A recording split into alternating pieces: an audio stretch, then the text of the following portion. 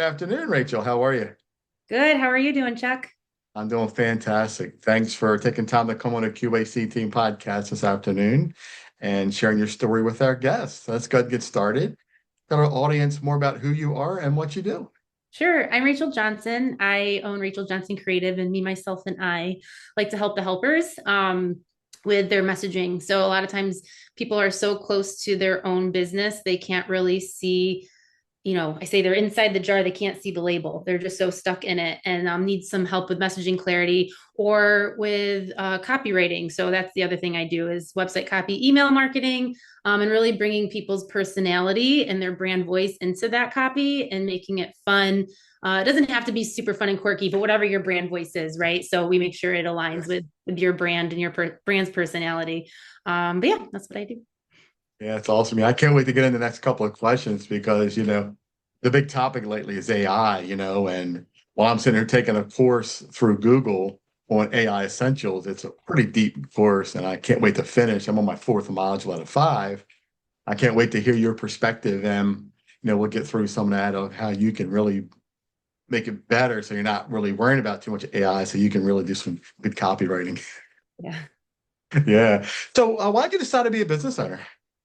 Well, honestly, it initially was me running away from my last career, which Who I hasn't?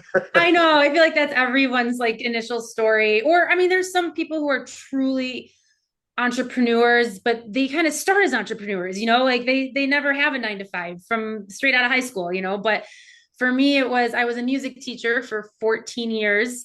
I loved it. I still love it. I have a few private students that I teach on the side just because I love doing it. It brings me joy and fulfillment, But I was in the public school, I was in the private school education system, public school education system, New York, Chicago.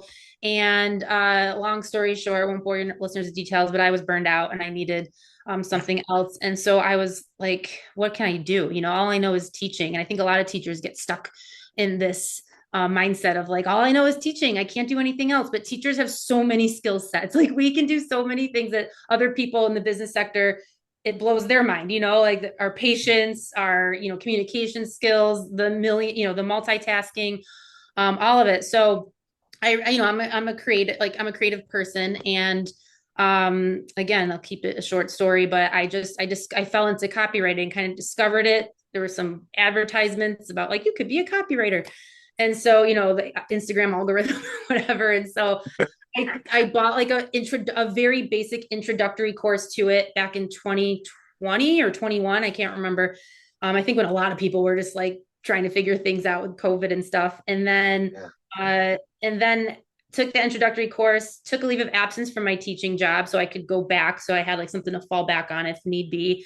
And then just went for it. Just started pitching people based on the knowledge I had a lot of imposter syndrome. I kept buying more courses, taking more courses. I just like to dig deep. I wanted to really like, I wanted to, if I'm going to charge people, I want to make sure I know what I'm doing and I'm actually going to help them, And so that took some time too to like transition. And now I'm at the point, it's been 3 years since I officially, started Rachael Johnson Creative. And I feel really confident and good about helping people. And I've seen the results I've given people, the confidence I've given them, the clarity. So yeah, now we're just coasting, we're going. So Yeah. So, to go back a little bit to the beginning of that, give us what really pinpoints the start of why you chose this industry? curiosity. Oh, I okay. Yeah. So when I when I first learned about it and I was like digging in that very basic intro course I took, I'm like, oh, this is kind of cool. Like you get to learn about other people's businesses and what their industry is and how they help people. And as a teacher, you're in such a silo and you're Yeah. exhausted and it takes a lot out of you. Like we deserve those. We earn those 2 months. I should say we earn those 2 months off, this summer. But that's all I knew. And so when I started learning, like, oh, interesting, I have to like learn about people's businesses if I'm going to write for them, and I have to learn about their target audience, their what makes them tick. Like you're asking me those questions, but I ask these questions in like my onboarding calls and such.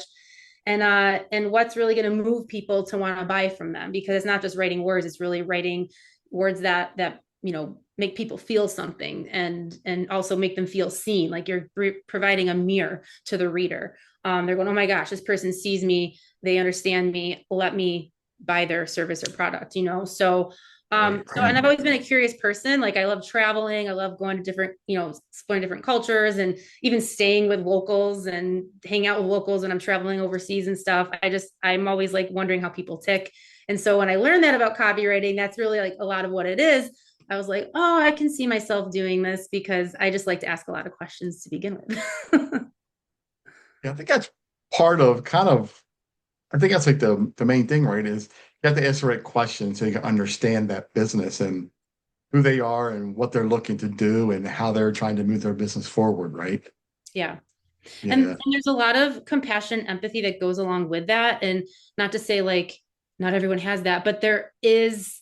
I've worked with other service providers who don't have the patience or try to push you along. And I really try to give people their space. I really try to like let people know that I'm listening, that I hear them, show that empathy because I feel it, like I'm like whoever is my client is at the time, I am their biggest cheerleader. I want them to succeed. I want them to do well, like so badly. Like their success is my success. I really feel it. I'm one of those people that like will follow up with you like 3 to 6 months later, a year later. How's everything going? How's that copy doing? Is it performing well? Like I'm not just here's your copy. Bye. See you later.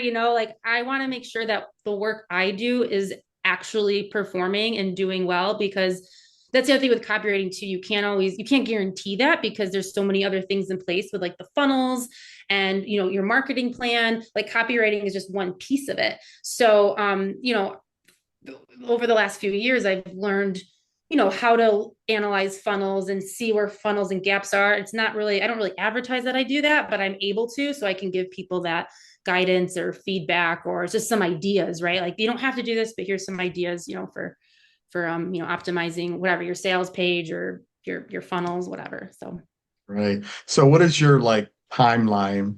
If you work with somebody, you start this relationship with a business, what's the timeline of like following back up to see how things are going? Is it 3 months, 6 months? Is it earlier than that? Couple of weeks? It's a general timeline. I'm yeah. just curious. Yeah, no, it's fine. Yeah. Well, usually if I hand over copy, um, it could take months for them to get it live, unless Oh, like if wow. it's a website project, like they have to get the designer and the website developer, and it can take some time. And then as for like emails, that sometimes is a little bit of a quicker turnaround, and then we can see, okay, how did this perform? What's the optimization? How can we optimize? What emails are being opened, what's getting clicked, what's not, and how could that be optimized? Because I can always like, further optimize emails if it's a either ongoing campaign or you just to have that data for later. Because that's the other thing is I look at data, I look at customer research, I look at testimonials, competitors, all that stuff to inform what I write for my clients, because all that stuff matters and it's changing. So like what worked in 2021 or 22 or even 2024 is not going to necessarily work in 2025 or 26. So you have to always be moving and adjusting different things. So That is so true. It's like it, instead of saying like, AD and BC now, it's like it's before COVID or after COVID. It's kind of we've transitioned into that whole period now, right?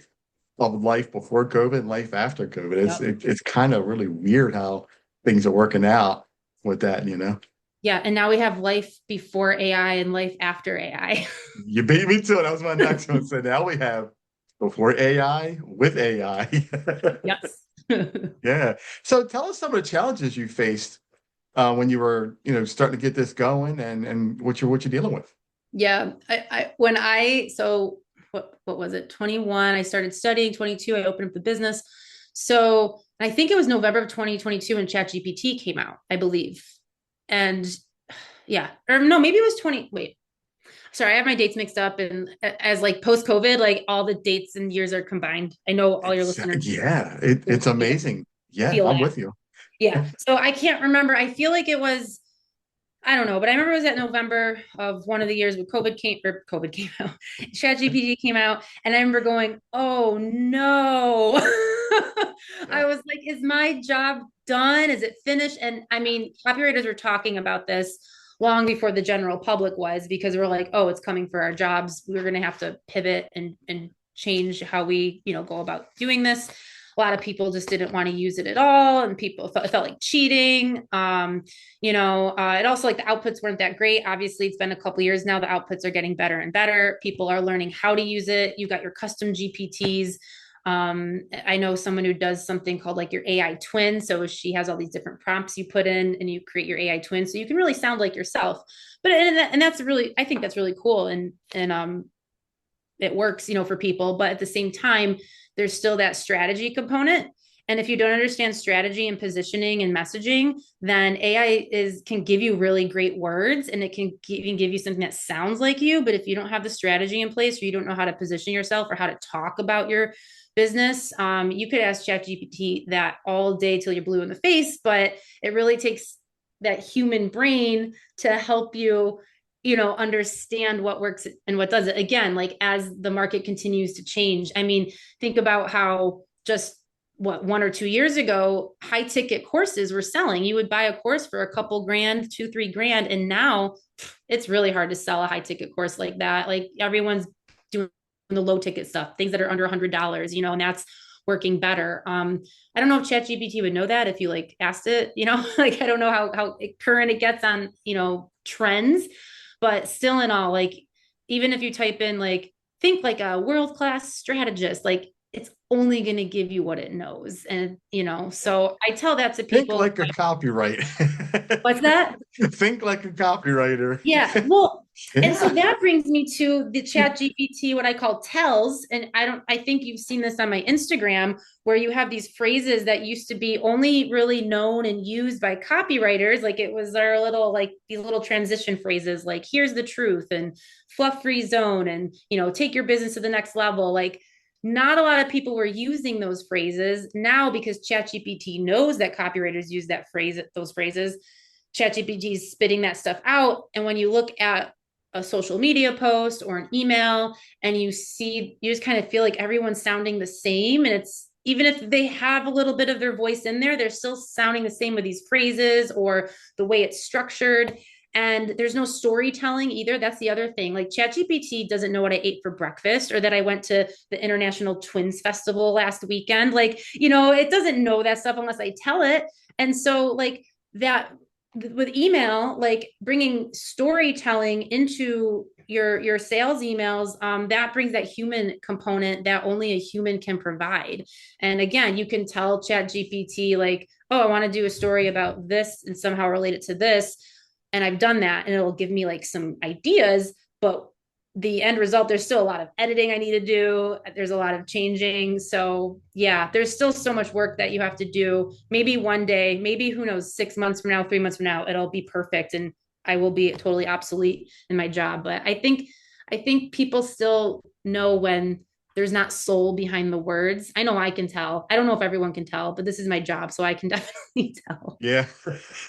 I get it, man. And that's correct, right? 'Cause, they look at the things that I write. A lot of times it's running ChatGPT. I ask, give me this, but I'll go in and edit that to what I feel like I want to say, because I don't like a lot of times what it gives me. I want my touch on it. I want to know what I want to say. So I'll go and change things around. I don't like, I'm not a guy just copy paste don't and I hear this is good, let's move. I ain't got Yeah. time. But I want it to be what I personally feels like, and I would hire someone like you, to still do that stuff, because even though there's so much out there, with all these AI models out there that can do a lot of that, it's still, like you said, it's that human part, right? You would get to know me, to know my business, to know what I would want, versus talking to an AI that says, okay, give me this. And it goes, okay, here you go. And Mm-hmm. if you're not specific enough, you're not going to get what you're looking for. You have to keep going over and over and over until you get something that you think you like. And all the time you wasted, right? When you could have just hired somebody to do it for you, right? That's true. That's true. I know. I had someone the other day. I was on a call just getting to know them, seeing if we were a good fit for a project. And they said, now, why would I, what would stop me from just having AI, do all of this? And I didn't say this, but I was like, well, why are you on this call with me if you just think AI can do it? I think Yeah. she knew in the back of her mind, but there is some of that justification I have to give. Or, I'll be honest, like, hey, if you think you can do this with AI, like, I'm not offended. Like, by all means, like, go ahead. Like, maybe it'll come up with something really good, but there's still that time. And there's still, like I said earlier in this conversation, um, it's a really easy word. Here's a copywriter, can't think of a word. The discretion, I guess, the discretion, right, of knowing what's actually good and what's not. And with website strategy, there's a whole process of like taking people through a journey and getting them to keep clicking and going and reading things like it's in a way, if it's a personal brand, like a conversation, and Mhm. really understanding who you're speaking to, that ideal client. Which again, if you didn't do the proper research, ask the customers the right questions in the feedback surveys, ChatGPT is not going to know, what to say. And I do see, actually, I did it today. I was writing something for myself, and I think Chat now has a research function. And so it will pull out and it'll search the web now. And so I asked it for some pain points for something I was looking for myself. And it came up with a lot, but you still have to read it all. You still have to decipher it all. You still have to digest it all. And then you have to still somehow take that research and put it into copy and know that the copy, sounds like a human and all that stuff. So, Yeah. One of the tricks I use in it is in my prompt, I'll add visit QACteam.com so they know where to go. And I notice it'll hit my website, all my social media, Facebook will pop up, Instagram. So it'll go to everything. It'll search it all and then it'll spit out everything that I asked it to do. So mm, it's pretty accurate, but again, it's not perfect, you know. And it's okay, right? Because it has its uses, you know, just like copyright has its usage. You know, you're going to use someone like you who understands that human side of it that the AI doesn't have, you know? mhm, mhm. So, well, I think a great segue here, you know, since we're talking about that is, you know, so what's your expectations for your business in the next year or two? So where do you see your progression? And tell us a little bit about the expectation and what's going for Rachel going forward.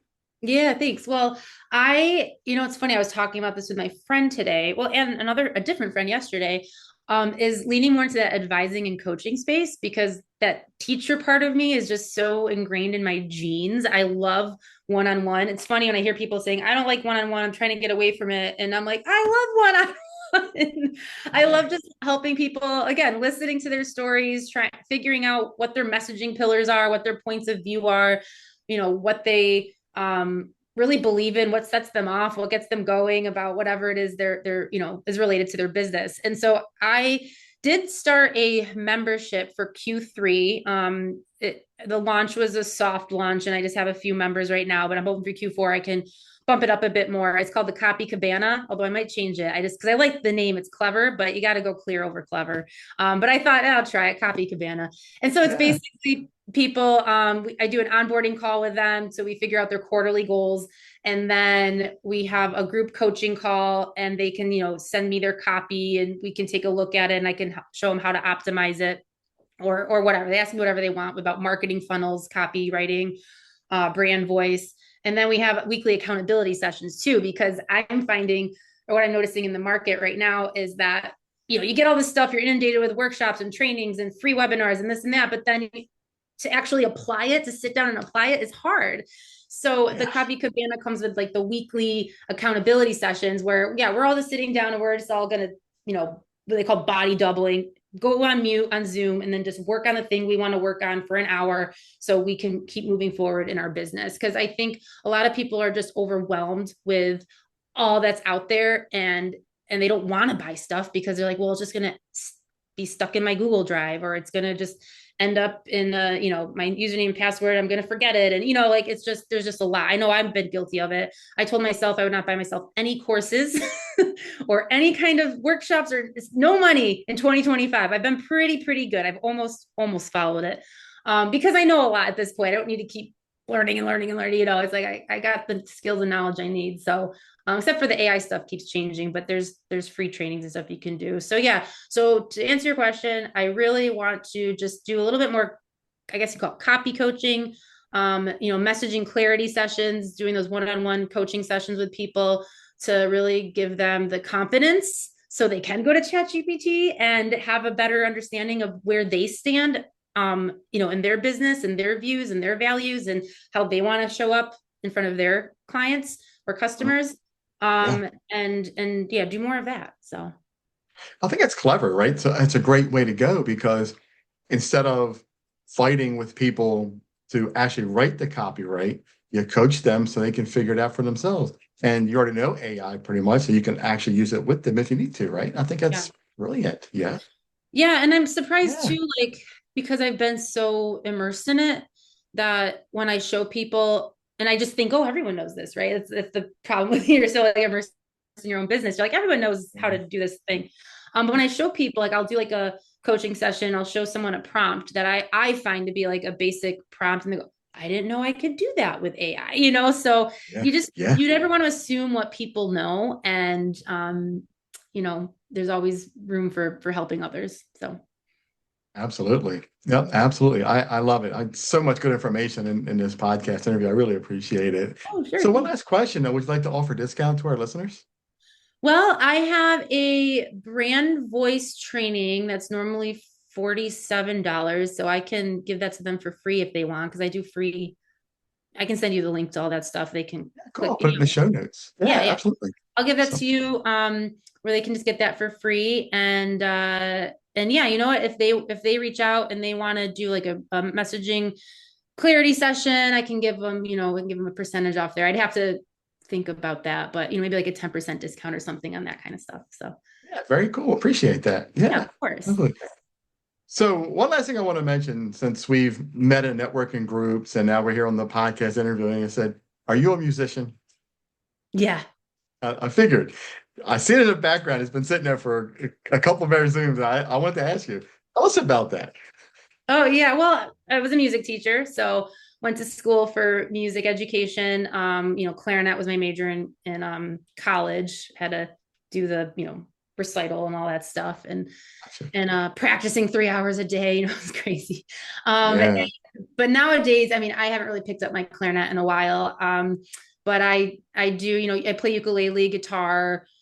I can play on the drums like a little, like djembe or cajon or whatever. But yeah, I write my own songs. I started writing my songs not till I was 30, actually. My ex-husband was a musician, and I always felt like, oh, he's a musician, and he was like the jazz musician and songwriter. And I'm like, oh, I'm the classical musician. That's what I do. And then once we separated and got divorced, I'm like, started writing about my experience and moved to Chicago and writing about all my experiences in Chicago, and was like, oh, I can write songs. Of course I can.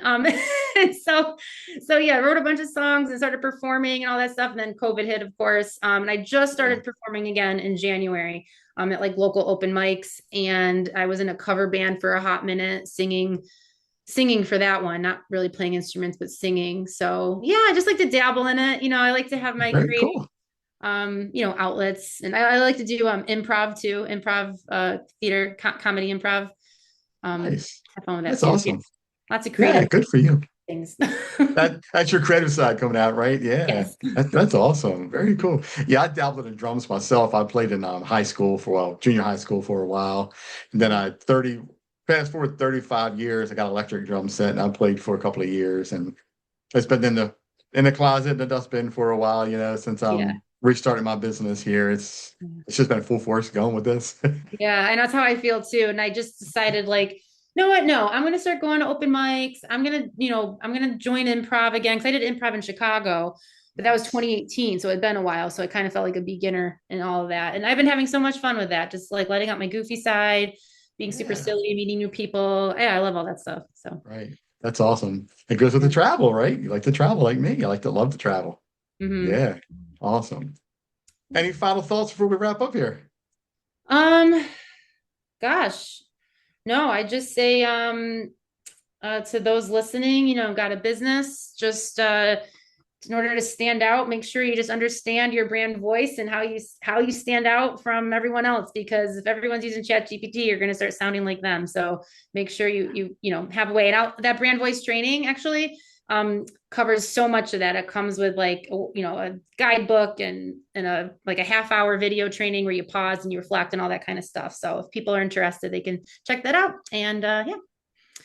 Awesome. Appreciate that. Rachel, thanks for coming on the Q.A.C. Team podcast. I've had a pleasure interviewing you. It's been a great interview.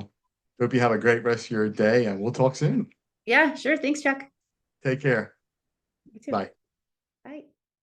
You've been listening to the Q.A.C. Team podcast with your host, Charles Luttrell.